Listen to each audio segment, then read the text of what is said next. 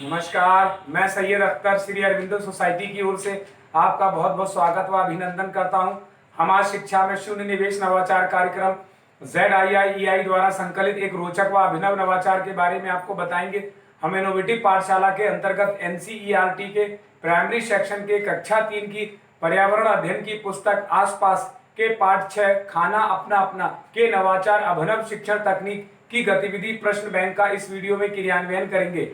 हम आशा करते हैं कि आप इस वीडियो को देखने के उपरांत इस नवाचार तकनीक को अपने विद्यालय व कक्षा में अवश्य लागू करेंगे। इस पाठ को ZIIEI के कई नवाचार गतिविधियों से पढ़ाया जा सकता है, परंतु आज हम इसे प्रश्न बैंक से समझेंगे। तो आइए पाठ का सार समझते हैं। प्रस्तुत पाठ खाना अपना अपना एक ऐसा पाठ है जिसमें भोजन से जुड़ी विविधता पर बच्चे खुलकर चर्चा करते हैं तथा परिवार में क्या क्या खाते हैं को अपने अनुभव से साझा करते हैं।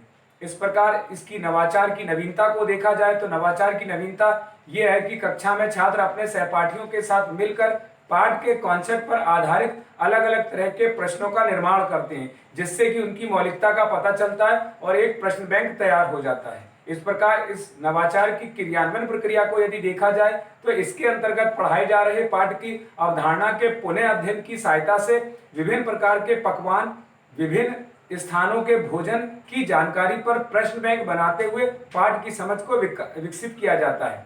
इस नवाचार की क्रियान्वयन अवधि को यदि देखा जाए तो इसके लिए 20 मिनट का समय लगता है। साथ ही पूर्व प्रबंधन में इसमें किसी भी प्रकार के कोई पूर्व प्रबंधन की आवश्यकता शिक्षक को नहीं पड़ती है, परंतु शिक्षक प्रश्न बैंक बनाते समय कुछ निर्देशों का पालन करेंगे।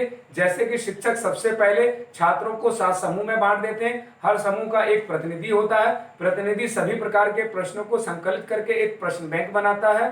छात्र विभिन्न प्रकार के प्रश्न जैसे अति लघु उत्तरीय, लघु उत्तरीय और दीर्घ उत्तरीय प्रकार के प्रश्न तैयार करते हैं। हर प्रश्न की उत्तर कुंजी भी बना ली जाती है। समूह चाहे तो आपस में प्रश्नों की अदला बदली कर सकते हैं। अन्य छात्र भी जो है इस प्रकार से इस पर कार्य करते हैं और अंत में छात्रों को प्रश्नों से संबंधित उत्तर भी बता दिए जाते हैं। छात्र अपनी उत्तर पुस्तिका में उसको लिख लेते हैं। पुनः अध्ययन अथवा इस नवाचार के क्रियान्वयन प्रक्रिया के अंतर्गत जो प्रश्न तैयार किया जाता है उसकी सहायता से पाठ के कॉन्सेप्ट की जानकारी को दोहराया जाता है। आइए इसे उदाहरण से समझते हैं कि किस प्रकार छात्र प्रश्न तैयार करते हैं। जैसे भरपेट खाना न खाने से बच्चे कैसे हो जाते हैं, तो उत्तर में कहा जाएगा कमजोर। बाजरा, गेहूं, चावल किस प्रकार के खाद्य पदार्थ हैं, तो कहा जाएगा अनाज पर। इसी तरह से एक छोटा बच्चा क्या पीता है, दूध पीता है। गोवा के लोग क्या खाते हैं, मछली खा। केरला के लोग क्या खाते हैं, नारियल। इस प्रकार के विभिन्न प्रश्नों से छात्रों से एक बड़ा प्रश्न बैंक बना लिया जाता है। इस प्रकार निष्कर्ष रूप में कहा जा सकता है कि प्रश्न बैंक गतिविधि से सीखने के अनेक प्रतिफल प्राप्त होते हैं। अपने घर, विद्यालय तथा आसपास की वस्तुओं, संकेतों तथा स्थानों, चिन्हों और आदि को बोलकर तथा पहचान कर समझ विकसित करते हैं। साथ ही दैनिक जीवन की गतिविधियों को भी छात्र समझते हैं।